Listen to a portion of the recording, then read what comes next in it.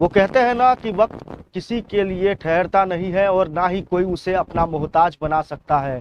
काल चक्र हमेशा चलता रहता है और संसार में निरंतर परिवर्तन करता रहता है। दिन से सुबह के साथ शुरू होती है और रात को खत्म हो जाती है, और ऐसा करते हुए दिन से महीने और महीने से साल का अंत हो जाता है। आप सभी को पता है कि अब साल 2024 को जाने में और नए साल को आने में चंद ही घंटे शेष है। तो इस साल के आखिरी लम्हों में साल के कुछ खट्टे मीठे फलों और देश और दुनिया से बड़ी अहम खबरों पर एक नज़र डालेंगे, जिन्होंने सबका ध्यान अपनी ओर आकर्षित किया। साल 2024 के लम्हों में कई ऐसे खुशियों के पल आए जिसने सभी को झूमने पर मजबूर कर दिया। साथ ही वर्ष के दौरान कुछ ऐसी घटनाएं भी घटी जिसने सभी को हैरानी और सदमे में डाल दिया। नमित शर्मा आप सभी लोगों का स्वागत करता हूं देशमत न्यूज पर, अपने साल के सबसे अंतिम कार्यक्रम साल के खट्टे मीठे लम्हों में। साल की शुरुआत भारत और ऐतिहासिक दृष्टिकोण से बेहद शानदार रहा। दशकों से अयोध्या के अंदर टेंट में विराजमान रामलला को अपना स्थायी निवास आखिरकार मिल ही गया।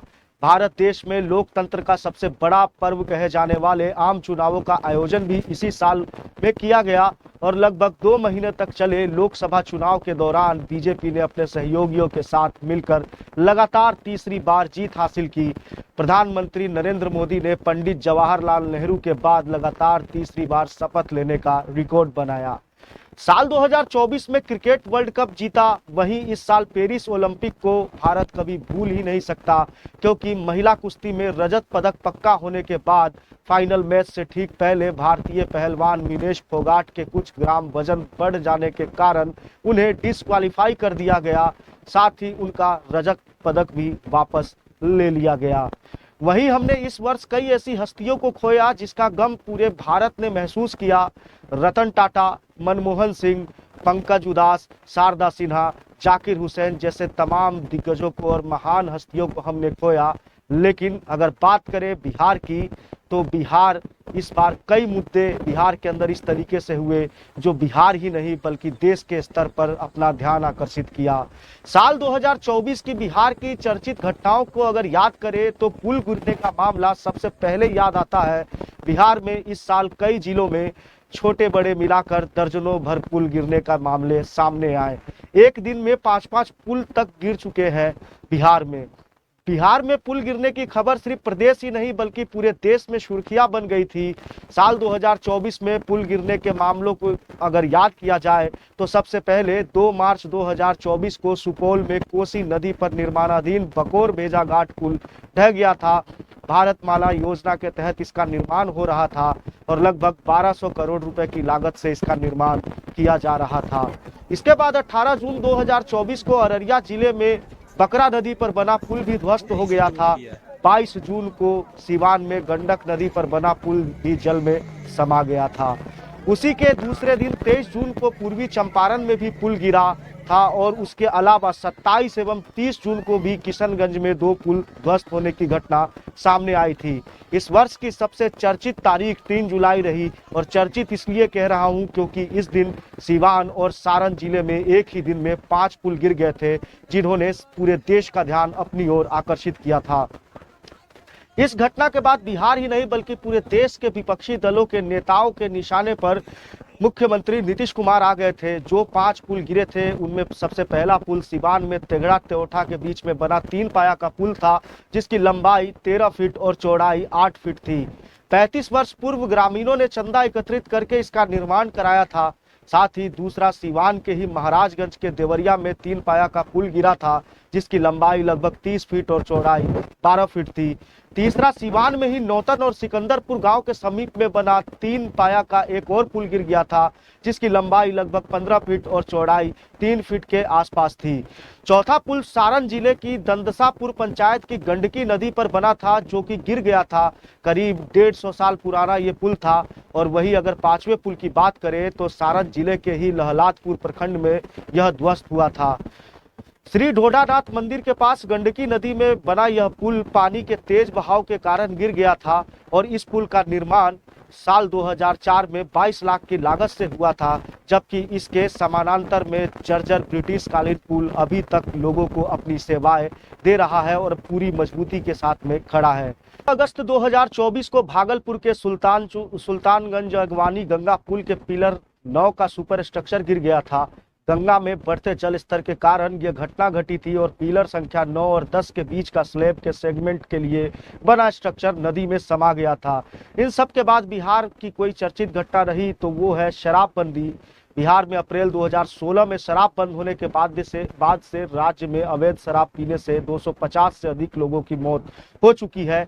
और बिहार के मद्य निषेध एवं उत्पाद शुल्क विभाग के एक वरिष्ठ अधिकारी ने बताया था कि पिछले 8 वर्षों में राज्य के विभिन्न हिस्सों से संदिग्ध जहरीली शराब होने वाली मौतों की संख्या लगभग 266 है। अप्रैल 2016 में नीतीश कुमार की सरकार ने बिहार में शराब की बिक्री और खपत पर पूरी तरीके से प्रतिबंध लगा दिया था। शराबबंदी वाले बिहार में एक बार फिर जहरीली शराब की वजह से कई घरों में मातम पसर गया था। छपरा और सिवान में जहरीली शराब से मरने वालों की संख्या लगभग 25 के आसपास पहुंच गई थी। वहीं कुछ की आंखों की रोशनी चली गई। सारण और सिवान जिले के इस इलाके में जहां पे ये मौतें हुई, दरवाजों पे रखे हुए शव, बच्चों के चीत्कार और महिलाओं के रुदन इस गांव के कोने कोने पर मिल जाएगा। शव पर महिलाएं दहाड़ रही थी और बच्चे रो रहे थे। इस रुदन क्रंदन के बीच भी शराबबंदी अब समाप्त कर दिए जाने की सियासी मांग भी तेज होने लगी थी। और बिहार में 8 साल से शराबबंदी है, लेकिन गांव-गांव में ये शराब धड़ल्ले से मिलती है। बिहार एक बार फिर से पेपर लीक के मामले में चर्चा का केंद्र रहा। यह वर्ष जाते जाते बीपीएससी पेपर लीक का मामला छाया हुआ है। वैसे अगर बिहार की बात करें तो सिर्फ बीपीएससी पेपर लीक का ही मामला नहीं है।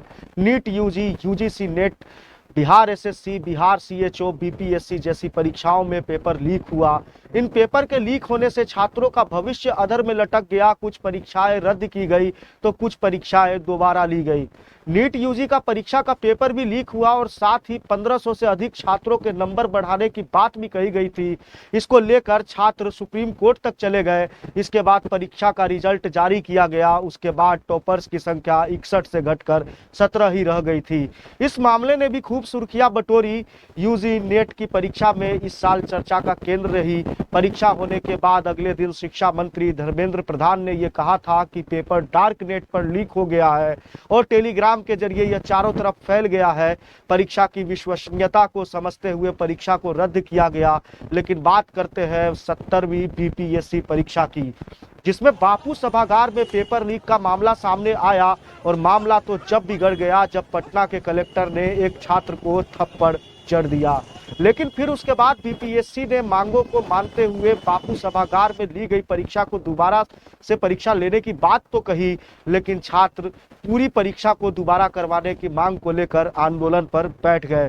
फिर उसके बाद जो हुआ वो आप सभी लोगों को पता होगा। लगातार 2-2 बार छात्रों पर लाठीचार्ज किया गया, आंसू गैस के गोले दागे गए। इसके अलावा वाटर कैनन का इस्तेमाल किया गया।